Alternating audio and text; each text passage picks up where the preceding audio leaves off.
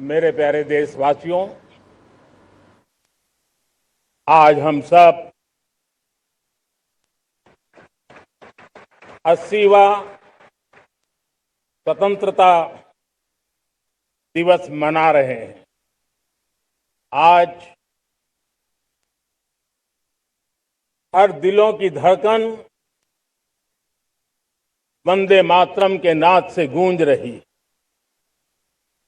आज हर घर तिरंगा है, हर मन तिरंगा है और देश उत्साह और उमंग के साथ नए संकल्पों को लेकर के आज आगे बढ़ रहा है। आप सबको स्वतंत्रता दिवस की बहुत बहुत शुभकामनाएं।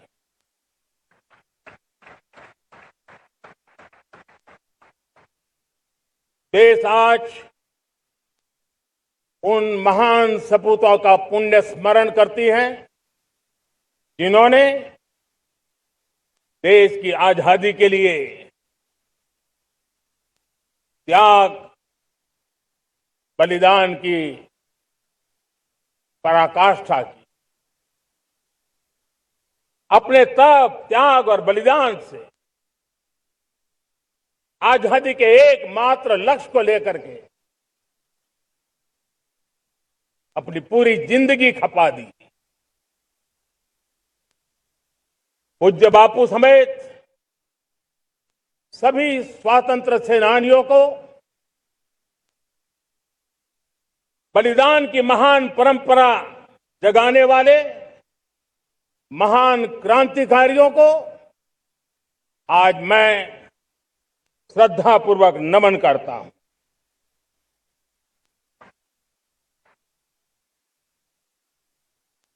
आज जो इस समारोह में उपस्थित है, उन सब के लिए आज एक ऐतिहासिक पल भी है।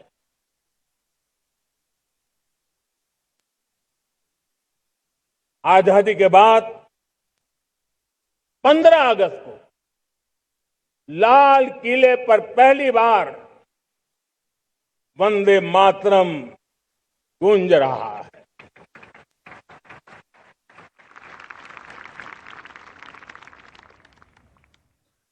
आज जब हम देश के लोग वंदे मातरम के 150 वर्ष मना रहे हैं, तो इससे बड़ा उत्तम अवसर क्या हो सकता है।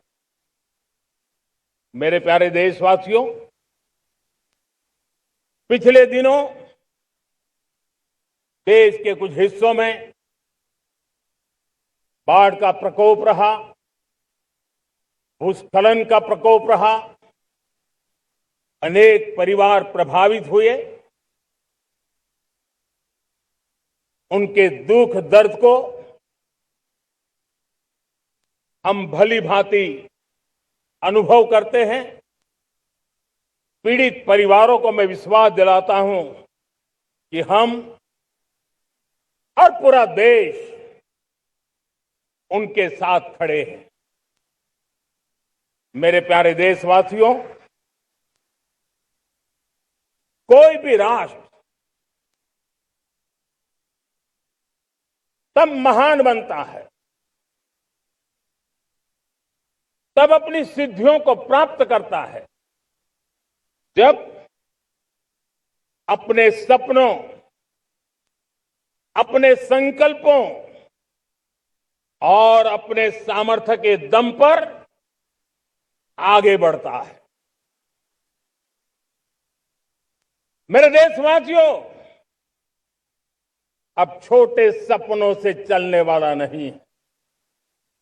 हमें बड़े सपने,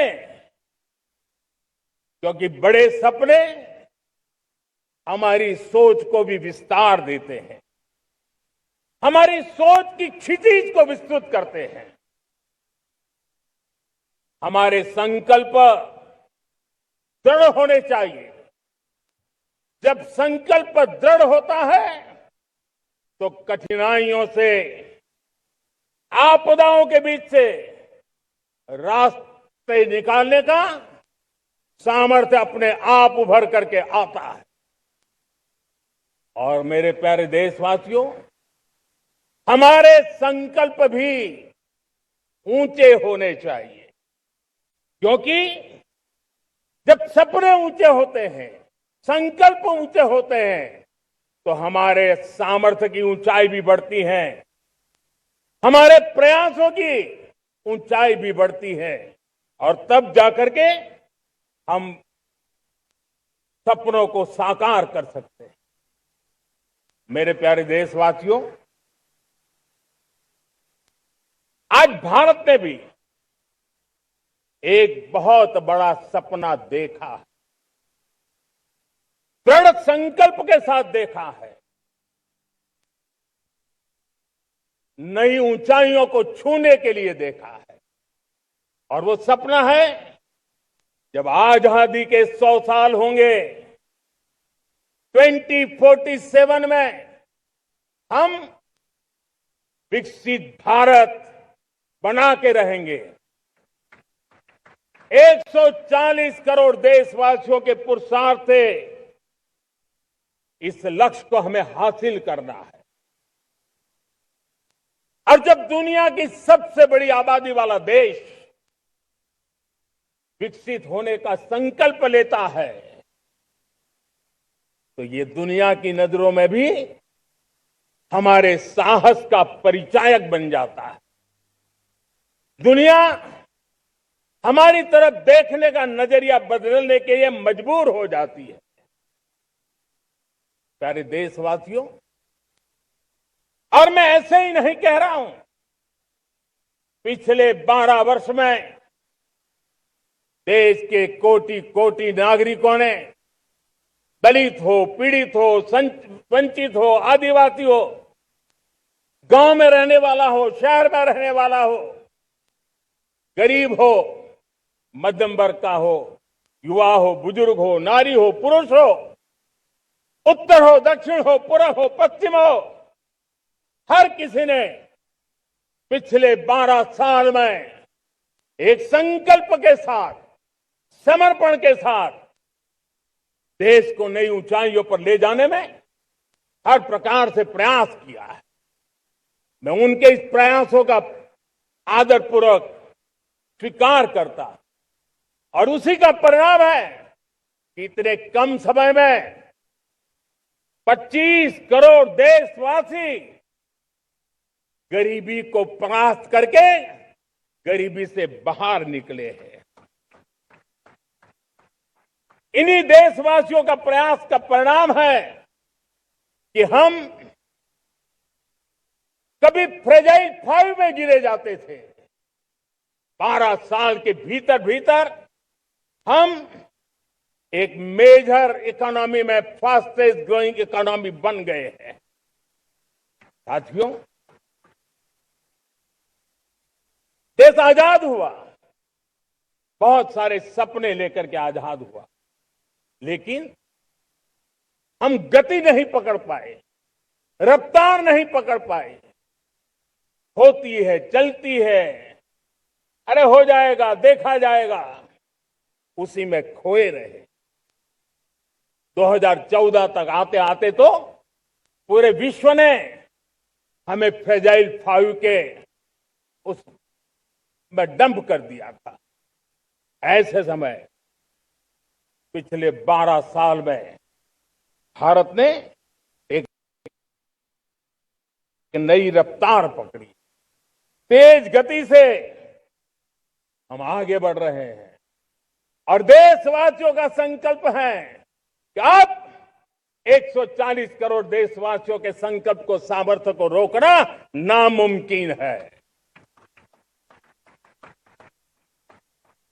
प्यारे देशवासियों, पिछले 12 वर्षों में डिफेंस प्रोडक्शन करीब 4 गुना, खादी और ग्रामोद्योग का उत्पादन करीब 5 गुना हुआ, इलेक्ट्रॉनिक मैन्युफैक्चरिंग करीब 7 गुना बढ़ा, आधुनिक रेलवे कोच का निर्माण 21 गुना बढ़ा। मोबाइल फोन उत्पादन 33 गुना बढ़ा।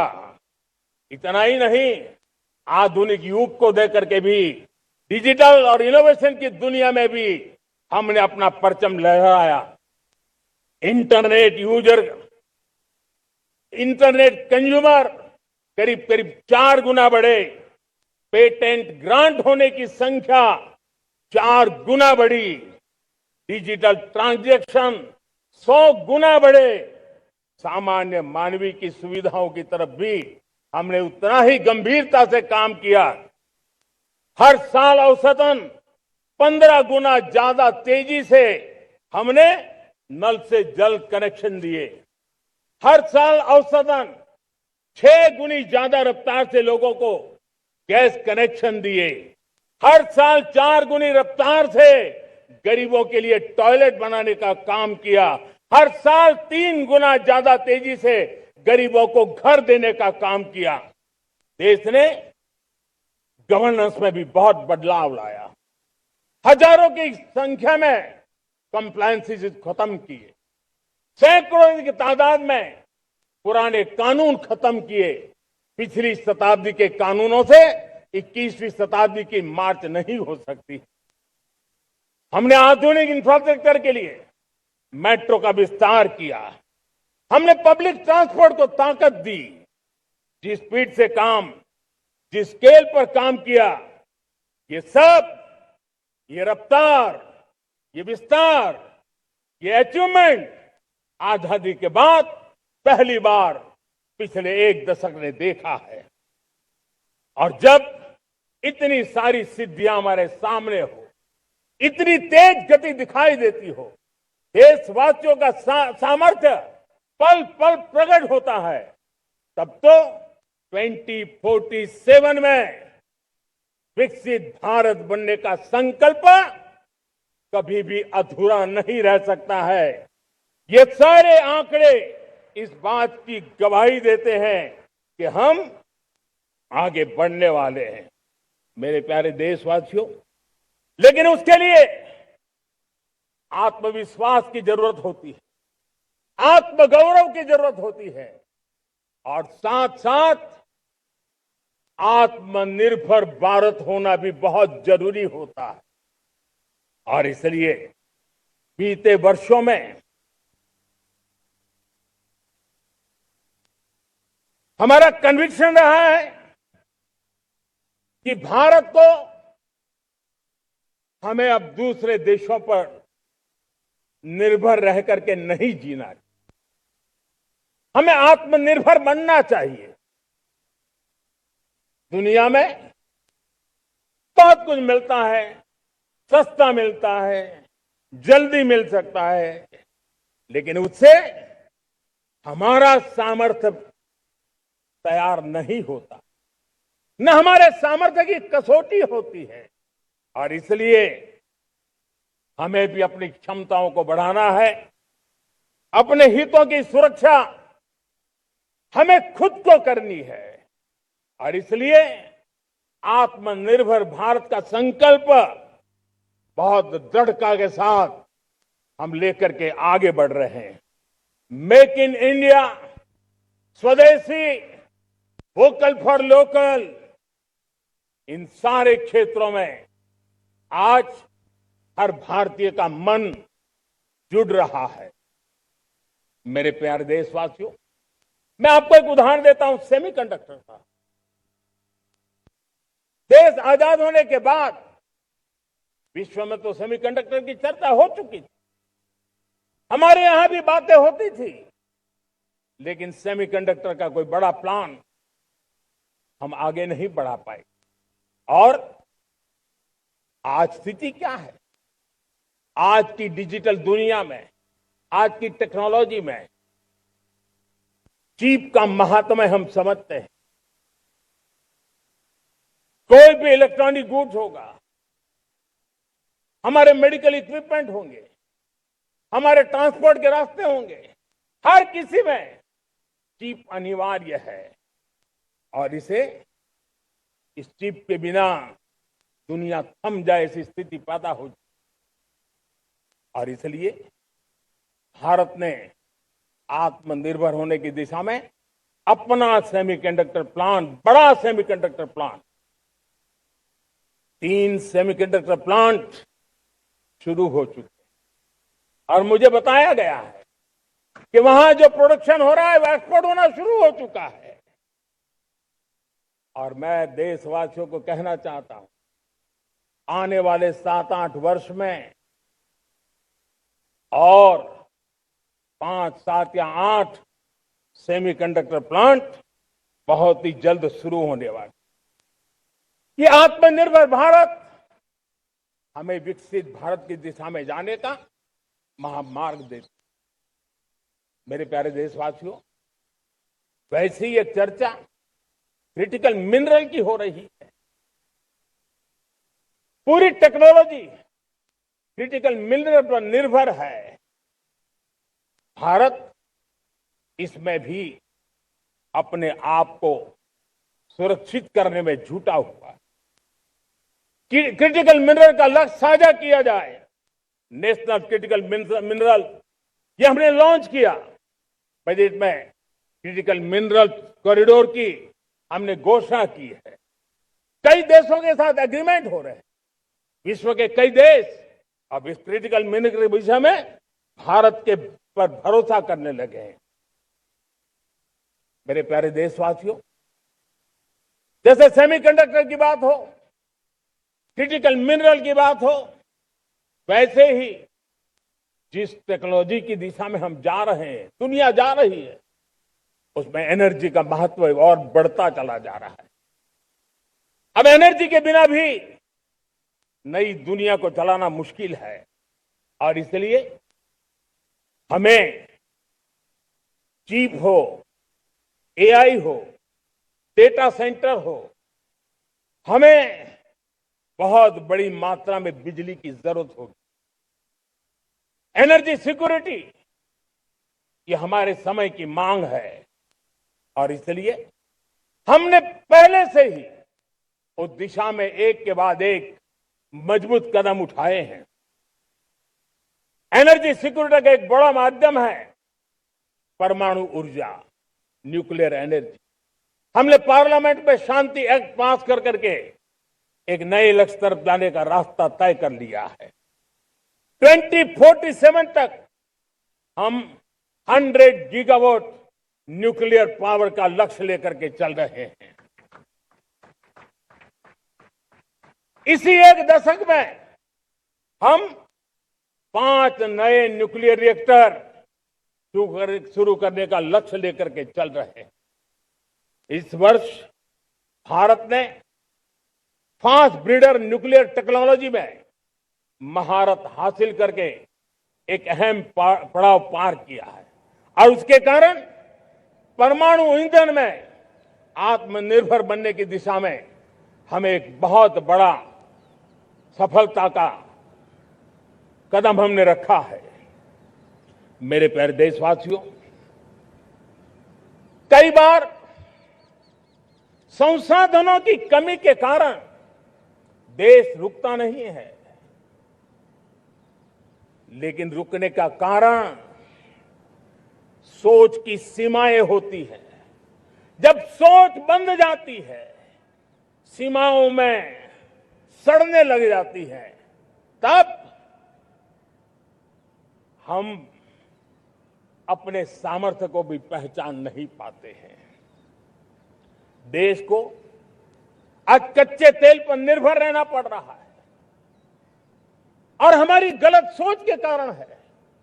आप जान के हैरान हो जाएंगे, हमने समुद्री तट पे 99% हमारा समुद्री तट का पूरा हिस्सा ऐसी सोच के कारण नो गो एरिया घोषित करके रखा था।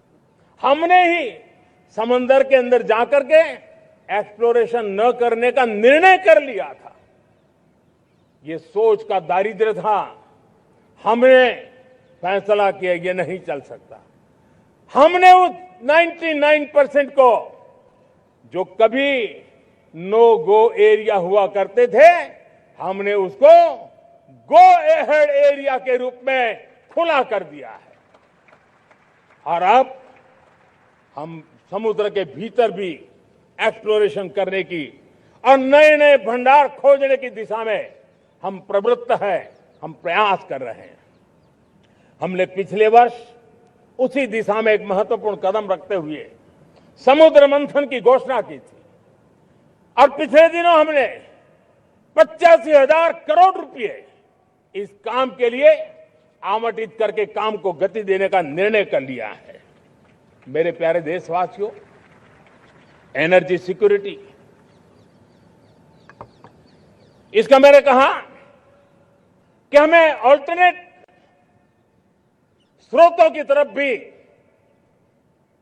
पूरी शक्ति लगाना बहुत जरूरी है और इसलिए ऊर्जा का सही इस्तेमाल बढ़ाते हुए भारत इसी दिशा में आज तेजी से काम कर रहा है।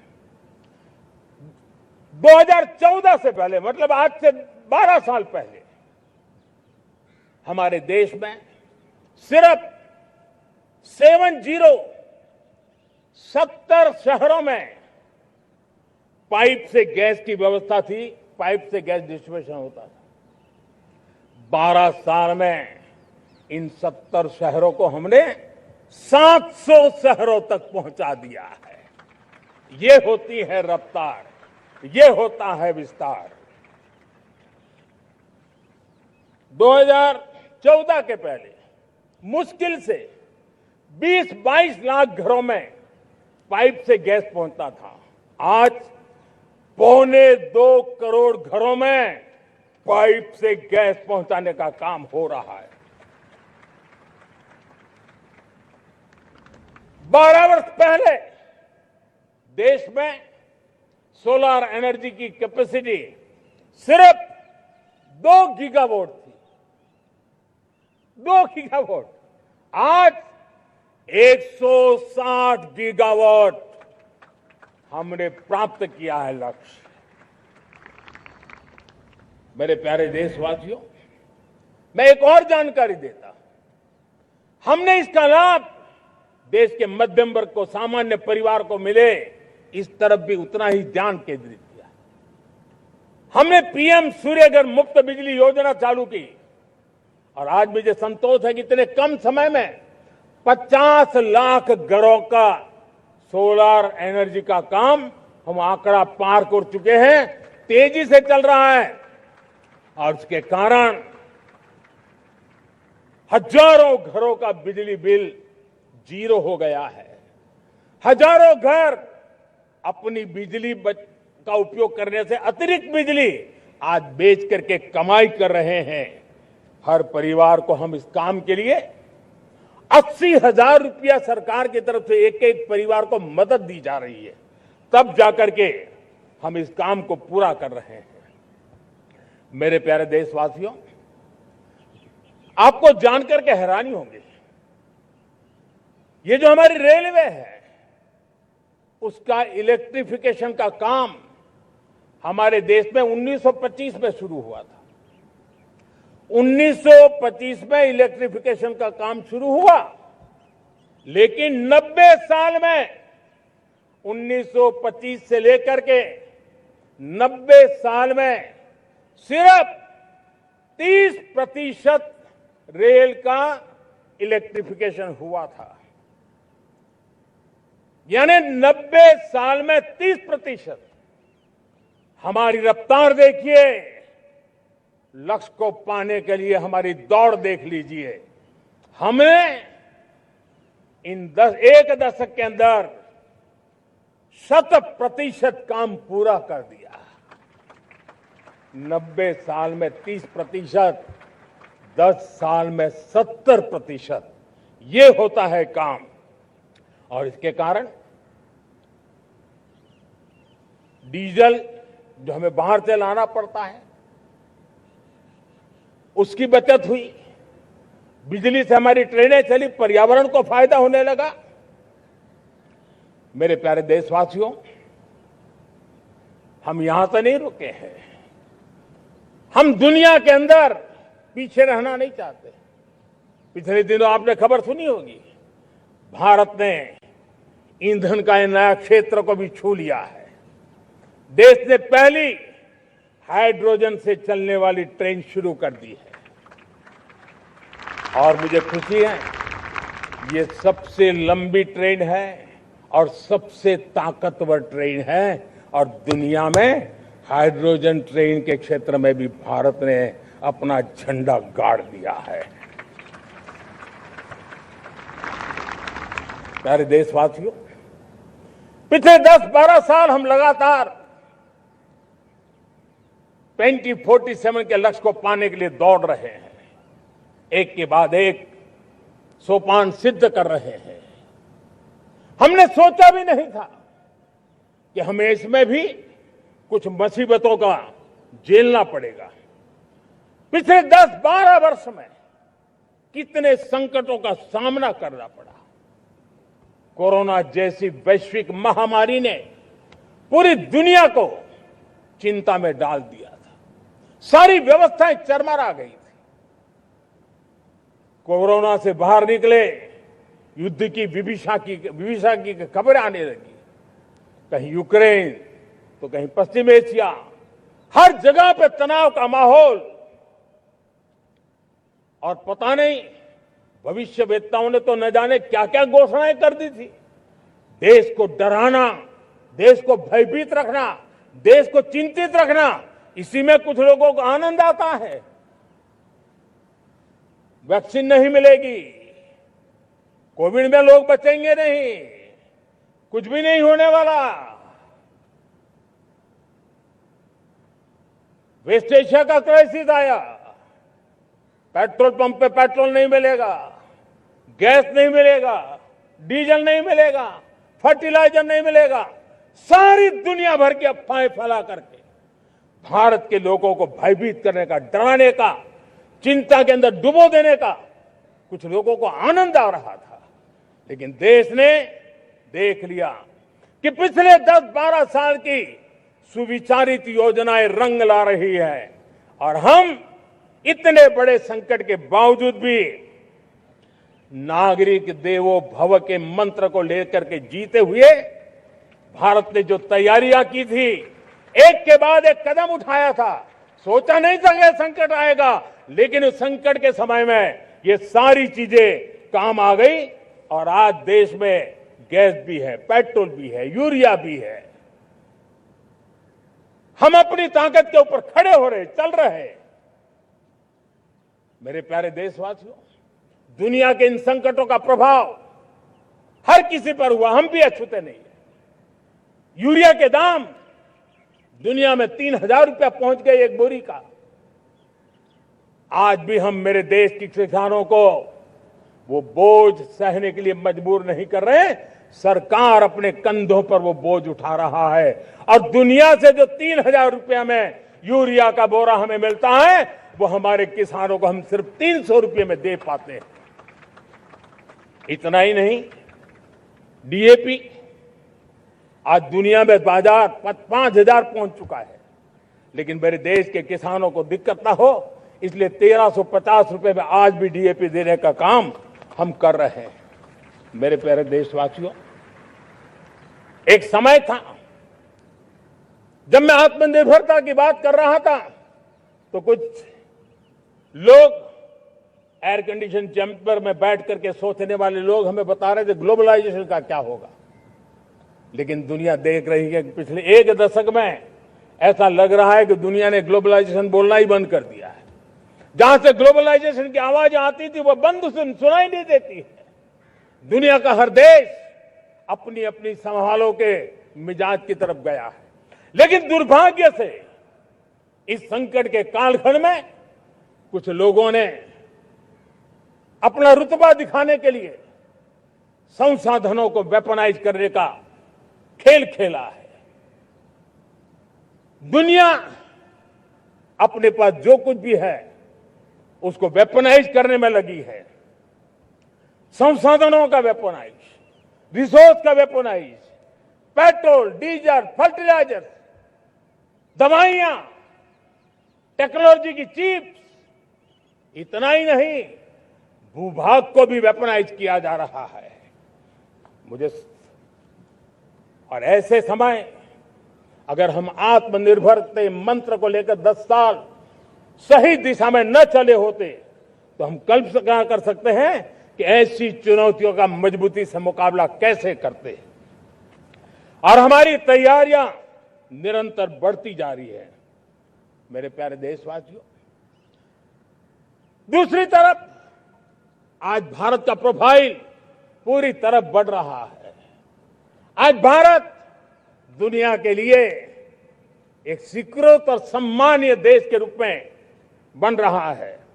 भारत के पास स्थिर पॉलिटिकल मैंडेट है, स्थिर सरकार है, भारत का वाइब्रेंट लोकतंत्र है, भारत का मजबूत न्याय तंत्र है और हम सबको दिशा देने वाला भारत का संविधान है। और अब दुनिया हमारे इन सामर्थ्य को पहचानने लगी है और इसलिए 2014 के बाद दुनिया करीब करीब 40 देशों के साथ हमारा FTA एग्रीमेंट हो रहा है। अब देखिए कितना बड़ा अवसर आया है। लेकिन ये जो ट्रेड एग्रीमेंट्स हुए हैं ये एक बहुत बड़ा अवसर है और इसलिए खास करके मैं मेरे MSMEs को कहना चाहूंगा कि हमें इस मौके को छोड़ना नहीं है। दुनिया में हमें पहुंचना है। भारत के उत्पाद की हर चीज विश्व के बाजार में पहुंचे और चाहे हमारा टेक्सटाइल हो, हमारी मशीनरी हो, हमने दवाइयां हो, हमने मौका छोड़ना नहीं है। लेकिन वैश्विक जो पैरामीटर्स हैं उस पैरामीटर को हमें पार करना होगा। हमें दुनिया से जो मिलता है उसे अच्छा देना पड़ेगा, दुनिया में जो मिलता है उसे सस्ता देना पड़ेगा। और पंजाब के लुधियाना से लेकर के तमिलनाडु के तिरुपुर तक हमारा टेक्सटाइल सेक्टर दुनिया में पहुंच सकता है। इतना ही नहीं, केरलम से लेकर के गुजरात और तमिलनाडु से लेकर के बंगाल, ये हमारा समुद्री तट, हमारे मछुआरे भाई बहन आज इस FTA के कारण हमारे श्रिप यानी झींगा उसके एक्सपोर्ट की बहुत संभावना बनी है। हमारे सी फूड की दुनिया में पहुंच बनने की संभावना पड़ी हुई है। और इसलिए मैं चाहूंगा कि हम इस परिस्थिति का फायदा उठाते हुए, हम आगे चलते हुए हम इन कामों को पार करने के लिए प्रयास करें। मेरे प्यारे देशवासियों, मैंने जो भूमिका आपके सामने रखी है उसके पीछे 2047 का लक्ष्य इन मजबूत नींव पर खड़ा है। 2047 विकसित भारत का लक्ष्य हमने पिछले 10-12 साल में देशवासियों ने जो सामर्थ्य दिखाया है उस सामर्थ्य का हिस्सा है। और इसलिए मेरे प्यारे भाइयों बहनों, सदी का 1/4 हिस्सा बीत चुका है और अगला 1/4 हमारे लिए अत्यंत महत्वपूर्ण है। अब हम रुक नहीं सकते हैं, हमारी गति नहीं रुक सकती है, हमारी दिशा तय हो चुकी है, हमें प्राप्त करके रहना है। और इसके लिए हमें अपना वर्क कल्चर बदलना होगा। हमारे वर्क कल्चर को बदलते हुए हमें हमारी सोच को भी बदलना होगा, हमें हमारे काम की गति को भी बदलना होगा। जो काम पिछले 5-7 दशक में नहीं हुए हैं वो काम हमें आने वाले 5-7 साल में करने हैं। और मेरा भरोसा है मेरे देश की युवा शक्ति पर, मेरे देश के नौजवानों पर, मेरे देश की माताओं को बहनों पर, मेरे देश के किसानों पर, मेरे देश के मजदूरों पर कि हम इस सपने को साकार कर सकते हैं। और इसलिए हमें रिफॉर्म की गति को भी आगे बढ़ाना है। और जब मैं रिफॉर्म की बात कर रहा हूं, रिफॉर्म नहीं हमारे लिए कोई कंपल्सन है, नहीं रिफॉर्म ये हमारे लिए कोई बजबड़ है। हमारे लिए रिफॉर्म ये कन्विक्शन है। आउट ऑफ कन्विक्शन हम रिफॉर्म एक्सप्रेस पर चल पड़े हैं और हम आने वाले दिनों में भी नेक्स्ट लेवल रिफॉर्म की ओर बढ़ने वाले हैं। और इसलिए सरकार, समाज, उद्योग, उत्पादक, किसान, हर किसी ने अपनी ट्रेडिशनल व्यवस्थाओं में रिफॉर्म करना पड़ेगा, सोच में रिफॉर्म करना होगा, अपने लक्ष्यों को रिफॉर्म करना होगा। और इसलिए मेरे प्यारे देशवासियों, हमें एक निश्चित दिशा में को लेकर के चलना होगा। मैं आज उस युग को भी याद करना चाहूंगा जब देश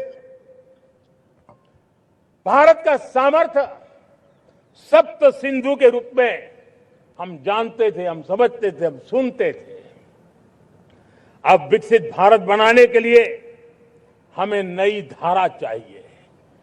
आज लाल किले की प्राचीर से मैं देश के सामने शक्ति की सप्त धारा का आह्वान करता हूं। आने वाले 5-7 साल में जो पिछले 5-7 दशक में नहीं हुआ, वो सप्त धारा के सामर्थ्य से, शक्ति से हम देश को नई ऊंचाई, नई गति देंगे और नए लक्ष्यों को पार करने वाला सामर्थ्य देंगे। और इसके साथ साथ देश की युवा शक्ति का सामर्थ्य का भरपूर राष्ट्र निर्माण में उपयोग होगा, उनकी शक्ति जोड़ी जाएगी। आने वाले दिनों में जब मैं सप्तधारा की बात करता हूं, सप्तधारा की पहली शक्ति है मैन्युफैक्चरिंग पावर। मेरे प्यारे देशवासियों, हमें मैन्युफैक्चरिंग सेक्टर को बहुत आगे बढ़ाना होगा और प्रोडक्शन बढ़ाने के साथ साथ हमें छोटे छोटे पुर्जे भी बनाने हैं और बड़े बड़े प्रोडक्ट भी बनाने हैं। पूरा वैल्यू चेन हमारा होना चाहिए और उसे लेकर के चलना। हमें कंपोनेंट भी चाहिए और हमें कंप्लीट मैन्युफैक्चरिंग भी चाहिए, कंप्लीट प्रोडक्ट भी चाहिए। डिजाइन से लेकर मैन्युफैक्चरिंग तक भारत को ग्लोबल सप्लाई चेन का भरोसामंद केंद्र बनना होगा। इसके लिए मैं 3 चीजों पर विशेष जोर देना चाहता हूं।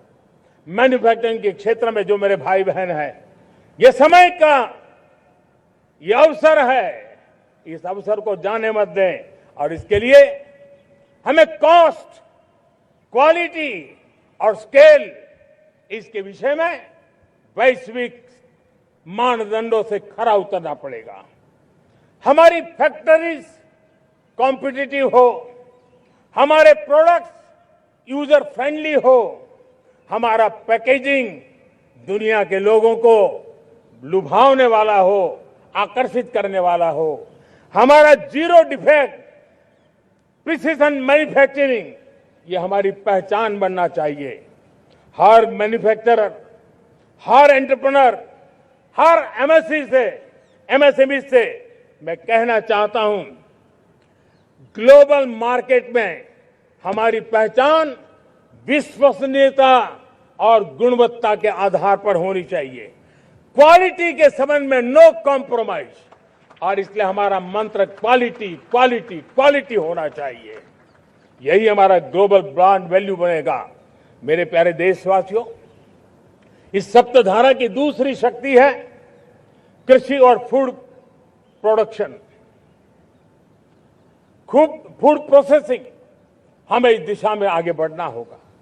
हमारे किसानों ने, अब दुनिया के बाजार खुल चुके हैं, एफपीए के कारण हमें एक बहुत बड़ा मार्केट मिल रहा है। हमें वहां पहुंचना है, हमें उस जगह को हाथ लगाना है। हमें खेत से लेकर एक्सपोर्ट मार्केट की ओर जाना होगा।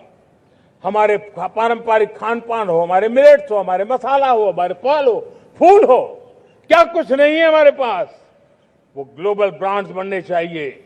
हमारे किसान केमिकल फ्री खेती को बल देंगे, दुनिया में इनकी मांग और बढ़ने वाली है। और जो ग्लोबल पैरामीटर्स के अंदर हर प्रकार से सिद्ध होने वाले हमारे एग्रो प्रोडक्ट होंगे, तो दुनिया में हम आसानी से पहुंच पाएंगे। मेरी सप्तधारा की तीसरी शक्ति है टेक्नोलॉजी और इनोवेशन। मेरे प्यारे देशवासियों, आज जमाना एआई का है, क्वांटम का है, स्पेस का है, रोबोटिक्स का है, डेटा सेंटर्स का है। पूरी तरह एक नया क्षेत्र खुल चुका है और इमर्जिंग टेक्नोलॉजी ये भी हर पल हमें चुनौती दे रही है। और इसलिए देश को दुनिया के लिए मार्केट नहीं बना देना, हमें इनोवेशन का हब बनना है। हमने यूपीआई और डिजिटल पब्लिक इंफ्रास्ट्रक्चर में लोहा मनवा लिया है, हमारी ताकत का परिचय करवा दिया है। अब भारत को डिजिटल पब्लिक टेक्नोलॉजी उसको भी दुनिया के कोने कोने तक पहुंचाना है। भारत को नेक्स्ट जनरेशन कम्युनिकेशन टेक्नोलॉजी में लीड करना है। मेड इन इंडिया 6G हर कोने में पहुंचे, ये हमारा लक्ष्य होना चाहिए और हमें उसमें तेजी करनी चाहिए और इसके लिए हमारा प्रयास कम नहीं होना चाहिए। सप्तधारा की चौथी शक्ति है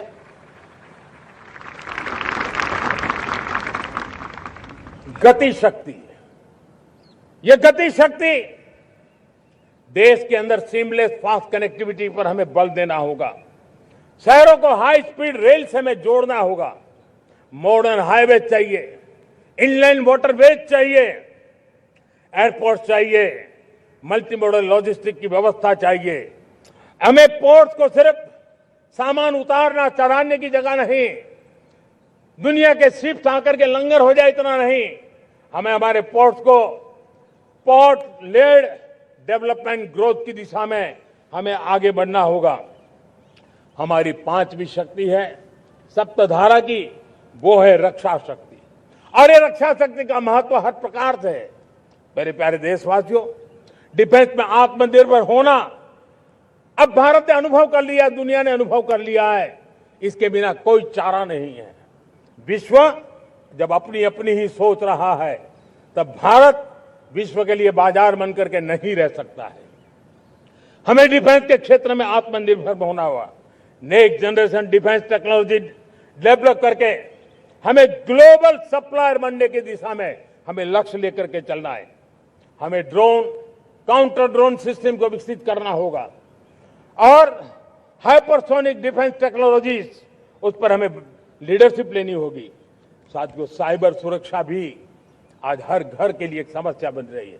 वो भी एक रक्षा का क्षेत्र है जिसमें हमारे युवाओं की जो सामर्थ्य है, उस सामर्थ्य का उपयोग हम देश के और दुनिया के लिए कर सकते हैं। हमारी सप्तधारा की छठी शक्ति है ग्रीन इकोनॉमी, ब्लू इकोनॉमी, जो ग्रीन जॉब को भी जन्म देती है। हमें green hydrogen, renewable energy, energy storage, green mobility, green manufacturing in global scale हमें पा करके रहना है। हमें दुनिया जब ग्लोबल वार्मिंग की चर्चा करती रहती है, हम रास्ते खोजते रहते हैं, हम समस्याओं का समाधान दे रहे हैं और भारत ये ग्रीन मूवमेंट का बहुत बड़ा सामर्थ्य लेकर के चलिए। भारत के पास ब्लू इकोनॉमी के लिए भी बहुत बड़ा अवसर है। बहुत बड़ा लंबा हमारा कोस्ट लाइन है। ब्लू इकोनॉमी के लिए बहुत बड़े अवसर है। फिशरीज है, कोस्टल टूरिज्म है, ओशन टेक्नोलॉजी है। ऐसे कितने ही क्षेत्र हैं जिसमें हम आगे बढ़ सकते हैं।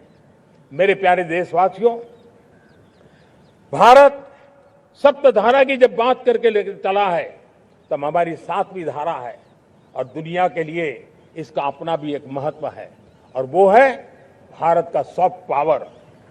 भारत के सॉफ्ट पावर की ताकत है। आज योग ने पूरी दुनिया को भारत के साथ जोड़ के रखा हुआ है। योग दुनिया के लिए एक ऊर्जा बनता जा रहा है, भारत के लिए विश्वास का बड़ा कारण बनता जा रहा है। जिस भारत के पास आस्था के केंद्र हो, जिस भारत के पास आयुर्वेद हो, जिस प्रकार से भारत के पास होलिस्टिक हेल्थ केयर की व्यवस्था हो, हील इन इंडिया का मूवमेंट हो, हम दुनिया के अंदर हमारे सामर्थ्य को लेकर के जा सकते हैं। हैंडीक्राफ्ट हो, संस्कृति हो, हमारी फिल्में हो, हमारा क्रिएटिव वर्ल्ड हो, वीएफएक्स हो, हमारा एनिमेशन हो, हमारी गेमिंग हो, डिजिटल कंटेंट हो, क्रिएटिव वर्ल्ड के अंदर भारत अपना रुतबा दिखा सकता है। हमने उसको वैश्विक सामर्थ्य के रूप में विकसित करना होगा। आज भारत ने वेव समिट को एक बहुत बड़ी ताकत दी है। दुनिया धीरे धीरे भारत का ये जो world audio visual and entertainment summit है, उसकी राह देखता रहता है और वो भारत के सॉफ्ट पावर को, भारत के क्रिएटिव दुनिया को परिचित करेगा। मेरे प्यारे देशवासियों, भारत के पास विशाल वन्य संपदा है, हमारे पास 100 से ज्यादा नेशनल पार्क है, क्षमता बहुत है, लेकिन विदेशी टूरिस्टों को आकर्षित करने में हम कम पड़े हैं। हमें मौका है हमारे सॉफ्ट पावर के माध्यम से दुनिया के टूरिस्टों को भारत के लिए आकर्षित करने का। हमारा सामर्थ्य में दुनिया को दिखाना है। हम ये काम आरा से करें और हम जल्द से जल्द हम इन लोगों आज दुनिया में स्पोर्ट्स की जो है वो भी एक बहुत बड़ा भारत के प्रति आकर्षण का केंद्र। दुनिया के स्पोर्ट्स इवेंट भारत में क्यों ना हो। कॉन्स्टेंट इकोनॉमी बहुत बढ़ रही है, देश के नौजवानों का आकर्षण है। विश्व का हर कोई कलाकार चाहता है कभी न कभी भारत की धरती पर अपना कॉन्सर्ट करे। ये एक बहुत बड़ा अवसर है, हमें इसको मोबिलाइज करने के लिए व्यवस्थाएं खड़ी करनी होगी। साथियों, सप्तधारा की 7 शक्तियां, सप्त शक्तियां उद्देश्य सिर्फ एक सेक्टर में प्रगति करने का नहीं है। एक होलिस्टिक अप्रोच के साथ हमें राष्ट्र को जो लक्ष्य लेकर के हम चल रहे हैं, जो एम्बिशन लेकर के चल रहे हैं, उस स्केल को हमें पार करने की दिशा में काम करना है। मेरे प्यारे देशवासियों, कुछ चीजें मैंने बताई हैं, लेकिन मैं इससे भी आगे सोचता हूं। मैं जरा देश को झकझोरना चाहता हूं, मैं देश की शक्ति को भी झकझोरना चाहता हूं। देश यानी सिर्फ सरकार नहीं होती है, देश यानी हर नागरिक जुड़ता है। क्या हम सोच नहीं सकते कि फॉर्च्यून 500 की चर्चा तो बहुत सुनते हैं, आने वाले एक दशक में इन फॉर्च्यून 500 में 50 कंपनियां भारत की क्यों न हो, ये लक्ष्य हमारा क्यों न होना चाहिए। आज बैंकिंग सेक्टर फल फूल रहा है। दुनिया की टॉप बैंक के अंदर भारत की बैंक का झंडा भी क्यों न फहरता हो। भारत की बैंक भी टॉप बैंक 5 बैंक में भारत की भी एक बैंक होनी चाहिए। भारत की फार्मा की दिशा में हमने बहुत काम किया है, लेकिन समय की मांग है कि दुनिया की 5 बड़ी फार्मा कंपनियों में भारत की भी 1-2 फार्मा कंपनियों का नाम गूंजना चाहिए। भारत उसमें अपना स्थान बनाना चाहिए। लॉ फर्म्स होते हैं, रेटिंग एजेंसी होती है। क्या समय की मांग नहीं है कि ग्लोबल लीडरशिप अब हमारे हाथ में होनी चाहिए। टैलेंट है, सामर्थ्य है, हमारा लंबा इतिहास भी है, भाषाओं पर हमारा प्रभुत्व है, हमें विश्व में पहुंचना चाहिए। हमारी कोई कंसल्टिंग फर्म, अकाउंटिंग फर्म दुनिया के टॉप फर्म्स के अंदर क्यों नहीं होनी चाहिए। भारत की टेक्नोलॉजी कंपनियां दुनिया के अंदर सिरमौर हो, यह हमारा लक्ष्य होना चाहिए। हमारे ऐसे ब्रांड हो जिससे दुनिया आकर्षित होती हो, हमारे ब्रांड हमारे देश की पहचान हो और विश्व के लिए एक डेस्टिनेशन बन जाए, उस दिशा में हमें काम करना है। और इसके लिए मैं राज्य सरकारों को कहना चाहता हूं, मैं स्थानिक स्वराज की संस्थाओं को कहना चाहता हूं, भारत सरकार का भी यह दायित्व है कि हमें हमारे रिफॉर्म की गति बढ़ानी होगी। हमें 2047 के लक्ष्य के अनुरूप हमारी व्यवस्थाओं को विकसित करना होगा। हमें बीते हुए काल के नीति नियमों से नहीं चल सकते, हमें आने वाले सपनों के हिसाब से नीति नियमों को गढ़ना होगा।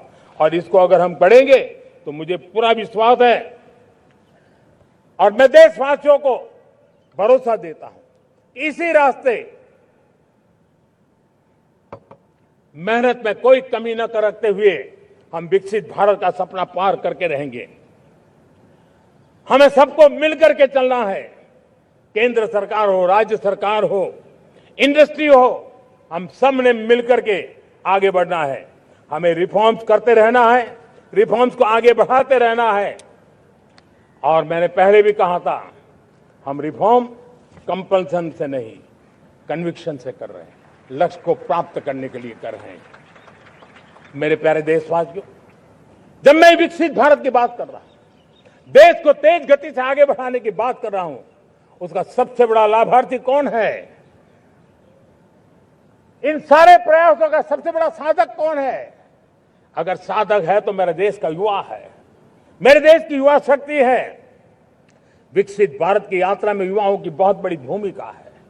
इतना ही नहीं, विकसित भारत का सबसे बड़ा लाभार्थी भी मेरे देश का युवा है और इसलिए हमें विकसित भारत के लक्ष्य को युवाओं के साथ जोड़ करके आगे बढ़ाना है। युवाओं हमारी सर्वोच्च प्राथमिकता के साथ हमें आगे बढ़ना है। साथियों, पिछले 10-12 साल में उस दिशा में बहुत कुछ हुआ है। स्टार्टअप इंडिया अभियान, आज पूरे देश में 2.5 लाख से ज्यादा रजिस्टर्ड स्टार्टअप बन गए। देश के नौजवान खुद तो काम कर रहे हैं, अनेकों को रोजगार दे रहे हैं। 1 लाख करोड़ रुपया इनोवेशन फंड भारत सरकार ने घोषित किया है। मैं देश को, नौजवानों को कहना चाहता हूं, आप अपने सपनों को लेकर के आइए, संसाधनों की कमी नहीं रहने देंगे। 1 लाख करोड़ रुपया आपके दिल दिमाग को सामर्थ्य देने का एक व्यवस्था हमने कर दी है। रिसर्च के नए अवसर मिले, डिजिटल इंडिया के नए सस्ते डेटा, ये युवाओं को सशक्त किया। दुनिया में सस्ता डेटा कहीं है तो भारत की धरती पर है और देश के नौजवानों को उसने नई ताकत दी है। स्किल इंडिया हमने नेशनल प्रोग्राम बनाया है। स्पेस सेक्टर को हमने ओपन कर दिया। नेशनल ड्रोन पॉलिसी हमने बनाई है। खेलो इंडिया पॉलिसी बनाई है। 35 वर्षों तक एजुकेशन पॉलिसी नहीं थी, नई एजुकेशन पॉलिसी लेकर के आए हैं और इसका फायदा मिडिल क्लास के परिवारों को हुआ है। साथियों, 2004 से 14 आंकड़ा मुझे देना चाहिए आपको। 2004 से 14 हमारे देश में 350 से भी कम यूनिवर्सिटी थी और आज 10-12 साल के भीतर भीतर करीब 650 नई यूनिवर्सिटी जुड़ चुकी है। करीब 1000 का आंकड़ा हम पहुंच रहे हैं। 2014 के पहले मेडिकल की सिर्फ 400 सीटें हुआ करती थी, आज करीब 850 सीटें मेडिकल की हो रही है। इतना ही नहीं, अब विदेशी यूनिवर्सिटी भी भारत की धरती पर आ रही है। भारत के अंदर विदेशी यूनिवर्सिटी की डिग्री मेरे नौजवान को मिले, इसका प्रबंध भी हो चुका है। हमारे देश के युवा मन बचपन से ही टेक्नोलॉजी की तरफ आकर्षित हो, उस दिशा में हम काम कर रहे हैं और इसलिए हमने करीब 10,000 से अधिक अटल टिंकरिंग लैब छोटे छोटे बच्चों के हवाले कर दी है ताकि उनका इनोवेशन और टेक्नोलॉजी के अंदर उनका मन बने। 12 वर्ष युवा, हमने अनेक रास्ते खोले। हम स्टार्टअप ओपन कर दिया, आपने देखा होगा। भारत के प्राइवेट स्टार्टअप 28 साल की एवरेज उम्र के बच्चों ने, नौजवानों ने दुनिया में पहले ही ट्रायल में अपना सैटेलाइट लॉन्च कर दिया और रॉकेट लॉन्च कर दिया। उन्होंने बहुत बड़ा काम कर दिया साथियों। आज करीब 2.5 लाख से ज्यादा रजिस्टर्ड स्टार्टअप है। हमने पिछले दिनों एआई इंपैक्ट समिट किया था। एआई का विस्तार बहुत तेजी से बढ़ रहा है। लाल किले से मैं देश के नौजवानों के लिए घोषणा करना चाहता हूं। हमने तय किया है कि आने वाले 1 वर्ष में 1 करोड़ युवाओं को एआई स्किल के लिए ट्रेनिंग देने का हम काम करेंगे ताकि हमारा देश का नौजवान एआई की दुनिया में भी नेतृत्व करने का सामर्थ्य। मेरे साथियों, बायो इकोनॉमी एक नया क्षेत्र है। एक समय था 2014 के पहले सिर्फ 60,000 करोड़ रुपए का बायो इकोनॉमी का काम होता था। मेरे देश के नौजवान, आपने क्या कमाल कर दिया है। देखिए, नीतियां जब सही होती है, लक्ष्य जब साफ होता है, तो मेरे देश के नौजवान कैसा करके थे। बायो इकोनॉमी में देश की युवा शक्ति ने सामर्थ्य दिखाया। 2014 के पहले जो 60,000 करोड़ का कारोबार था, आज वो कारोबार बायो इकोनॉमी 20 लाख करोड़ पहुंच चुकी है। दोस्तों,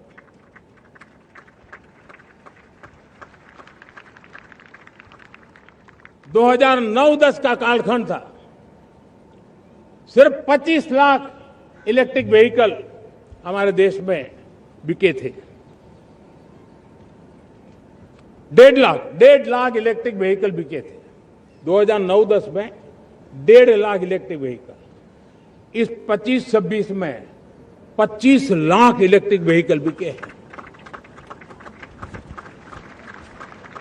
मेरे प्यारे देशवासियों, एविएशन सेक्टर भी मेरे नौजवानों के लिए बहुत तेजी से आगे बढ़ रहा है। नए एयरपोर्ट, नए रूट, नए नए रोजगार के अवसर बना रहे हैं। मेंटेनेंस, ओवरहॉलिंग, इसके भी कारण देश में बहुत बड़ी मात्रा में स्किल मैन पावर को काम मिल रहा है। मेड इन इंडिया हवाई जहाज बनाने की दिशा में हमने सफलता पाई है। Made in India defence transport aircraft C295 already अपनी उड़ान भर चुका है, सफल उड़ान भर चुका है।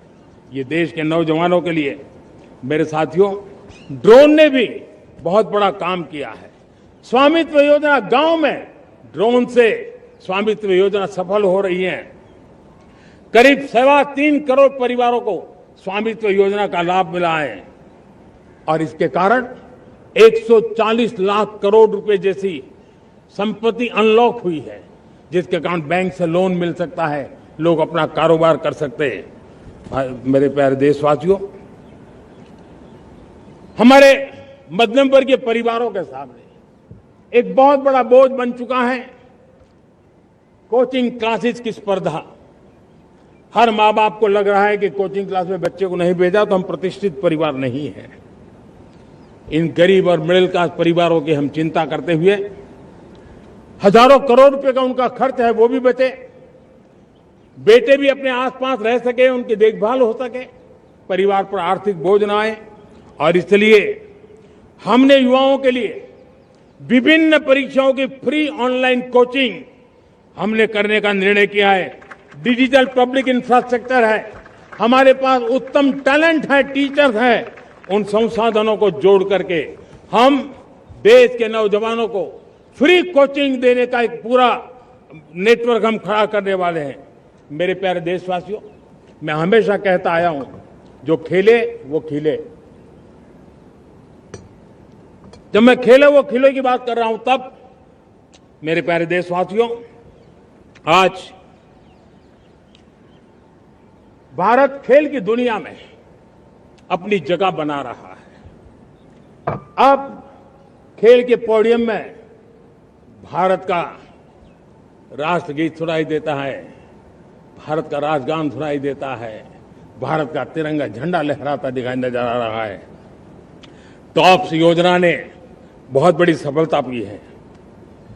खेलो India games, university games, winter games, beach games, sports infrastructure, sports के लिए कोचिंग, स्पोर्ट्स मेडिसिन, स्पोर्ट्स के लिए न्यूट्रिशन, इन सारे विषयों में भारत अब महारत करने की दिशा में आगे बढ़ रहा है। नौजवानों के लिए पूरा नया क्षेत्र, खिलाड़ी न बन सके तो उसकी सपोर्ट सिस्टम में भी बहुत बड़ा क्षेत्र खुल रहा है। स्पोर्ट्स की दुनिया में भारत का प्रदर्शन बेहतर होता रहा है और हम 2036 में ओलंपिक के मजबूत दावेदार बनकर के आगे बढ़ रहे हैं और 2030 में कॉमनवेल्थ गेम्स को भारत होस्ट करने वाला है। और मेरे साथियों, दुनिया में जो ओलंपिक की खेल होते हैं, करीब 40 प्रकार के गेम होते हैं और करीब 350 साढ़े 350 स्पर्धाएं होती हैं ओलंपिक में। और आपको जानकर के दुख होगा मेरे देशवासियों, मेरे नौजवानों, मैं आपको चुनौती देता हूं, मैं आह्वान करता हूं, मैं आपकी मदद चाहता हूं। 350 जितने स्पर्धाओं में भारत 2/3 खेलों में कहीं होता ही नहीं, हमारी मौजूदगी नहीं होती, हम क्वालिफाई नहीं होते हैं। हमने तय किया है कि 2036 में जो ओलंपिक होगा, हम चाहते हैं कि वो भारत में हो, लेकिन 2036 में जिन विधाओं में आज भारत खेलता नहीं है, जिन विधाओं में भारत क्वालिफाई नहीं करता है, जिन स्पर्धाओं में भारत ने छोड़ के रखा है, 3/4 हिस्सा हमारे इंतजार कर रहा है। भारत उस पर बल देगा और इसके लिए हम टैलेंट हंट का एक अभियान भी चलाना चाहते हैं।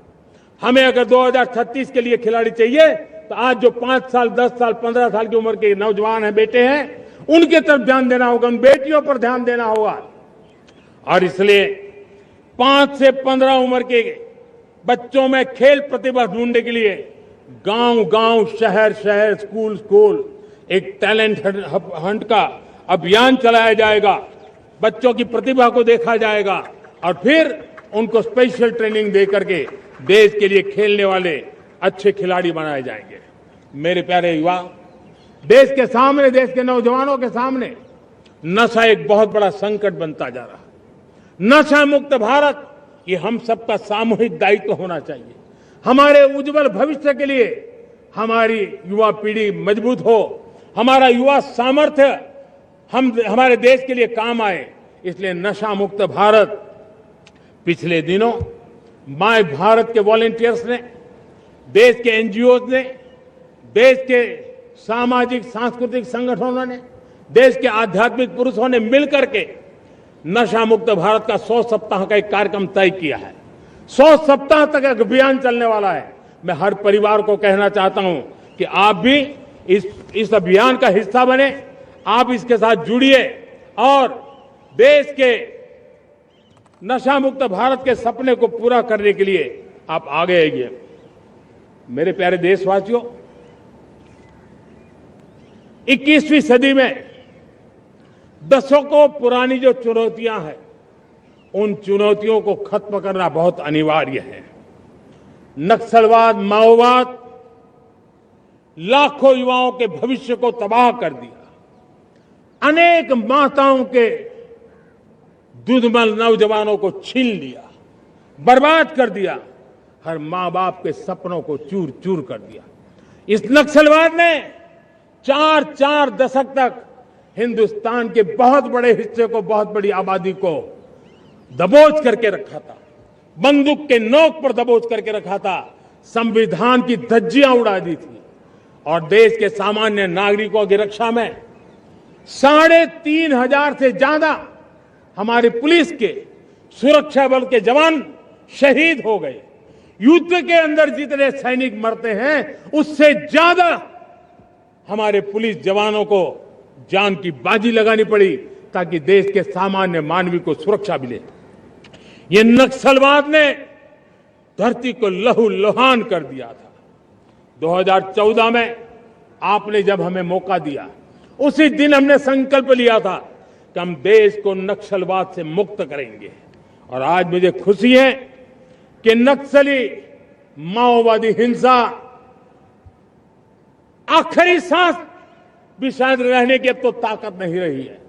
पूरी तरह उसे खत्म करने की दिशा में जहां पर कभी नक्सलवादियों की गोलियां चलती थी, जहां पर कभी धरती रक्त रंजित रहा करती थी, आज उसी नक्सल क्षेत्रों में, उसी इलाकों में नक्सल मुक्त होने के कारण विकास, विश्वास और प्रयास का तिरंगा लहरा रहा है। मेरे प्यारे देशवासियों, लेकिन इस चुनौती को हमने कम नहीं आंकना है। इस चुनौती से हमें और भी सावधान रहने की जरूरत है। वर्षों तक देश की सत्ता में माओवादी सोच के लोग गलियारों में अपनी जगह बना करके बैठे थे। सरकारी कमेटियों में सलाहकार के रूप में भी ये माओवादी सोच ने नीतियों को प्रभावित किया था। मेरे प्यारे देशवासियों, जंगलों में हमें हथियारी नक्सलों का खात्मा बुलाने में, उस संकट से देश को मुक्त कराने में सफलता मिली है। लेकिन हथियारी नक्सल तो गए, लेकिन दिमागी नक्सल, ये दिमागी नक्सल मौके की तलाश में है। हिंसा, अराजकता के वो रास्ते खोज रहे हैं, समाज को गलत राह पर घसीटने के लिए भांति भांति के दांव कर रहे हैं। इन दिमागी नक्सलियों को पहचानना होगा, इन दिमागी नक्सलियों को आइसोलेट करना होगा और राष्ट्र को विकसित राष्ट्र बनाने की मुख्य धारा की ओर देश की युवा पीढ़ी को जोड़ना होगा। मेरे प्यारे देशवासियों, सुरक्षित भारत बनाना हम सबका दायित्व है। चुनौती सीमा के भीतर हो या सरहद से बाहर, भारत हर परिस्थिति के लिए तैयार है। आज युद्ध का नेचर बदल रहा है। अब युद्ध सीमा पर ही होता है, गारंटी नहीं है। आज युद्ध सीमा के अंदर, कहीं रिफाइनरी पे जाकर के, कहीं बैंकिंग सेक्टर को जाकर के, कहीं डेटा सेंटर को जाकर के, एक प्रकार से लड़ाई का नया रूप, इंफ्रास्ट्रक्चर तोड़े जा रहे हैं, फैक्ट्रियां तोड़ी जा रही है। हमने मिशन सुदर्शन चक्र की पिछले सालों घोषणा की थी, बहुत तेजी से उस पर काम चल रहा है। आज डिफेंस एक्सपोर्ट हमारा करीब 50 गुना बढ़ा है। करीब 100 देशों में हमारे अस्त्र शस्त्र पहुंच रहे हैं। वैश्विक पटल पर भारत की प्रतिष्ठा धीरे धीरे बढ़ रही है। बदलते हुए समय में अस्त्र शस्त्र की तरफ काम करना है, सैन्य बलों का सामर्थ्य बढ़ाना है, लेकिन साथ साथ नागरिकों को भी तैयार करना होगा। पिछली शताब्दी के युद्धों के अनुरूप जो सिविल डिफेंस की व्यवस्थाएं हमारे देश में विकसित हुई है, वो कालबाह्य हो चुकी है। और इसलिए मैं आज लाल किले से घोषणा कर रहा हूं कि हम आने वाले दिनों में सिविल डिफेंस का एक वाइब्रेंट नेटवर्क खड़ा करेंगे। आधुनिक व्यवस्थाओं से उनको परिचित कराएंगे। आधुनिक संकटों से नागरिकों को रक्षा करने की क्या व्यवस्था हो सकती है, एक बहुत बड़ा वॉलेंटरी फोर्स सिविल डिफेंस का आधुनिक चुनौतियों को पार करने वाला हम बनाने वाले हैं। मेरे प्यारे देशवासियों, राष्ट्र के निर्माण में आज हमारी बहनों बेटियों का योगदान हम सब के लिए बहुत बड़ा प्रेरणा का कारण बना हुआ है। फाइटर जेट हो या सिविल एविएशन, हमारी बेटियां सबसे आगे दिखाई दे रही है। खेलकूद का मैदान हो, हमारी बेटियां आगे दिखाई दे रही है। स्टेम एजुकेशन में भर्ती होने की प्रक्रिया हो, सबसे ज्यादा हमारी बेटियां आगे दिख रही है। आज सेना में भी एनडीए से जो बच्चियां निकली हैं, वो बड़े रौब के साथ देश की सेना का नेतृत्व करने का सामर्थ्य दिखाने लगी है। मेरी बेटियों की ताकत कैसी है। मैं पिछले दिनों साणंद में एक सेमीकंडक्टर प्लांट में गया। वहां आदिवासी बेटियां, देश के अलग अलग कोने से आई हुई बेटियां काम कर रही थी। वो उस गांव से आई थी जिन्होंने पासपोर्ट क्या होता है पता तक नहीं था।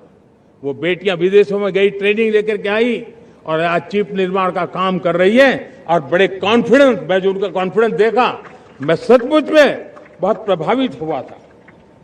आज 3 करोड़ बहनों को हमने लखपति दीदी बनाने का लक्ष्य तय किया था, उसको पार कर लिया। अब हम 6 करोड़ लखपति दीदी बनाने के लक्ष्य को लेकर के आगे बढ़ रहे हैं। 3 करोड़ नई लखपति दीदी बनना मतलब ग्रामीण अर्थव्यवस्था में बहुत बड़ा बदलाव मातृशक्ति के द्वारा आने वाला है। मेरे प्यारे देशवासियों, आज पंचायतों में, नगर पालिका में, महानगर पालिका में बहुत बड़ी मात्रा में हमारी महिलाएं जनप्रतिनिधि बनकर के देश का मार्गदर्शन कर रही है, समस्याओं का समाधान कर रही है, बहुत ही सक्षम नेतृत्व दे रही है। और इसी को ध्यान में रखते हुए हमने पार्लियामेंट में नारी शक्ति वंदन अधिनियम पारित किया था, लेकिन किसी न किसी कारण से राजनीति के अखाड़े में पिछले 40 साल से ये सपना हमेशा राजनीतिक अखाड़े का शिकार हो गया है। मैं देश के सभी राजनीतिक दलों से आज लाल किले की प्राचीर से तिरंगे झंडे की छाया में खड़े होकर के प्रार्थना करता हूं, आग्रह करता हूं,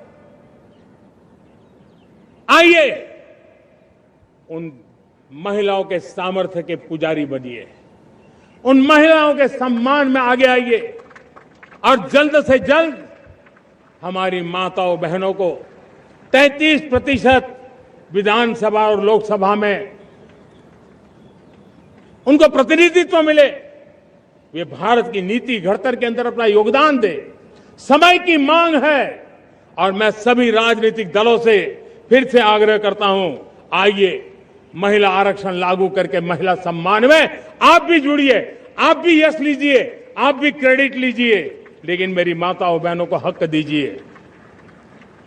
मेरे प्यारे देशवासियों, विकसित भारत का संकल्प तभी पूरा होगा जब विकास अंतिम व्यक्ति तक पहुंचेगा। 2014 से पहले सिर्फ 25 करोड़ लोगों के पास सोशल सिक्योरिटी का कवर था, सिर्फ 25 करोड़ के पास। साथियों, पिछले 5-7 दशक में सिर्फ 25 करोड़, हमने एक दशक के भीतर भीतर 100 करोड़ देशवासियों को सोशल सिक्योरिटी का कवच दिया है। आयुष्मान भारत योजना से 70 साल की उम्र के बुजुर्गों से भी आज 5 लाख रुपए तक मुफ्त दवाई की व्यवस्था हो रही है। करोड़ों करोड़ों परिवारों को इसके कारण बहुत बड़ी सुविधा मिली है। और इस आयुष्मान कार्ड के कारण 2 लाख करोड़ रुपया जो दवाई और ऑपरेशन के पीछे खर्च होना था, वो मेरे परिवारों के बच्चे हैं। वो गरीब परिवार है, वो मध्यम वर्ग के परिवार है, उनको इतनी बड़ी। मेरे प्यारे देशवासियों, आज मुझे एक काम के लिए आपकी मदद चाहिए। मैं आप सबसे एक मदद मांग रहा हूं। सभी नौजवानों से मैं चाहता हूं कि आप इसका नेतृत्व करिए। आपका 1 या 2 घंटे देश को बहुत बड़ी शक्ति देने वाले हैं। आपको लगेगा 1-2 घंटे में मैं देश की क्या शक्ति, मैं बताता हूं। आप बहुत बड़ी शक्ति बनने वाले हैं और इसलिए हर घर में वातावरण बने। इन दिनों देश में जनगणना का काम हो रहा है, सेंसस का काम हो रहा है, गिनती चल रही है। और गिनती सिर्फ आंकड़ों से बात बनती नहीं है, उसकी बारीकियों से नीतियां बनती हैं, योजनाएं बनती हैं। देश आगे बढ़ने की अपनी रूपरेखा तैयार करता है और इसलिए सटीक जानकारियां होना बहुत जरूरी है। कभी कभी जो सरकार की तरफ से प्रतिनिधि आते हैं वो इतनी जल्दी में होते हैं, कभी स्पेलिंग एक लिख देते हैं, कभी अलग लिख देते हैं और इसके कारण अल्टीमेट परिणाम हमें सही मिलने में दिक्कतें आती हैं। अब जब टेक्नोलॉजी अवेलेबल है और इस बार निर्णय किया है, आप स्वयं भी जनगणना में अपनी जानकारियां अपने मोबाइल फोन से भर करके दे सकते हैं। बाद में कोई बाबू आएंगे, कोई प्रतिनिधि आएंगे, आपसे चर्चा करेंगे, लेकिन आप परिवार के सब बैठ करके अगर डिजिटली अपना रजिस्ट्री करवा दे, सारी बारीकियां, स्पेलिंग में भी गलती ना हो, कोई भी जानकारियों में गलती ना हो, आप जितनी परफेक्ट जानकारी देंगे देश को आगे बढ़ने में बहुत बड़ी मदद मिलेगी। और इसलिए मैं देश के नौजवानों को कहता हूं कि आप अपने परिवार के लोगों को बिठा करके पूरे फॉर्म को समझिए। पहले कागज पे फॉर्म को भर दीजिए, कोई गलती है तो करेक्ट कर लीजिए और फिर टेक्नोलॉजिकली उसको डिजिटली इसको अपलोड कर दीजिए। आप देखिए इतना बड़ा काम देश कर लेगा और देश का समय और शक्ति सही काम के लिए उपयोग आएगा। और इसलिए मेरे देश के नौजवानों को जनगणना के इस काम में सक्रियता से जुड़ने के लिए मैं आग्रह करता हूं। मेरे प्यारे देशवासियों, मैंने लाल किले से पंच प्राण की बात कही थी। इस पंच प्राण ने देश को अपने आत्मगौरव की ओर लेकर के आगे बढ़ने का, लक्ष्यों को पार करने के सामर्थ्य के साथ आगे बढ़ने का एक बहुत बड़ा संबल दिया है। हमें गुलामी की मानसिकता हर पल मिटाते ही रहना है। जिस भारत का सपना नेताजी सुभाष चंद्र बोस ने देखा था, बाबा साहब आंबेडकर ने देखा था, पंडित नेहरू ने देखा था, सरदार पटेल, भगत सिंह, सुखदेव राजगुरु ने देखा था, डॉक्टर श्यामा प्रसाद मुखर्जी ने देखा था, भगवान बिरसा मुंडा ने देखा था, ज्योतिबा फुले ने देखा था, उन सब से प्रेरणा लेकर के हम आगे बढ़े। इस संकल्प को हम दोहराए, स्वयं से ऊपर राष्ट्र का हित हो, स्वयं से ऊपर राष्ट्र का हित हो और कर्तव्य ही हमारी पहचान हो। मैं सभी देशवासियों से कहूंगा, समय हमारा है। मैं सभी देशवासियों से कहूंगा, समय हमारा है, अवसर हमारा है, संकल्प हमारा है। आइए सपनों को संकल्प बनाए, संकल्प को सामर्थ्य बनाए और सामर्थ्य को सफलता में बदल के रहें। आइए हर कदम को विकास का कदम बनाएं, कदम से कदम मिलाएं मन से मन मिलाए, लक्ष्य से जुड़े रहे, एक दीप से जले दीप हजारों। आओ मिलकर विकसित भारत बनाए। इसी एक भावना के साथ इस मंगल पर्व पर आप सबको अनेक अनेक शुभकामनाएं। मेरे साथ बोलिए, भारत माता की, भारत माता की, भारत माता की, वंदे वंदे वंदे।